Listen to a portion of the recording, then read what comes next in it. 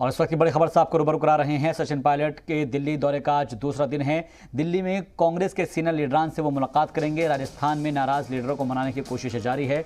अभी तक पायलट की प्रियंका गांधी से कोई मुलाकात नहीं हो पाई है। राजस्थान के सियासी तनाज़े का मरकज़ दिल्ली फिलहाल बनी हुई है, तो हालात जो है राजस्थान में साजगार नहीं है। सचिन पायलट आज भी दिल्ली में मौजूद हैं और कहा जा रहा है कि जो प्रियंका गांधी वाड्रा से उनकी मुलाकात होनी थी वो अब तक नहीं हो पाई है।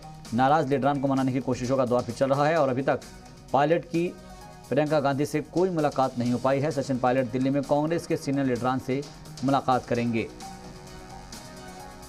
तो राजस्थान के सियासी बहरान पर पल पल नज़र बनी हुई हैं और इसमें जो सचिन पायलट हैं वो इस वक्त दिल्ली में मौजूद हैं, जहां सीनियर लीडरान से वो मुलाकात करेंगे।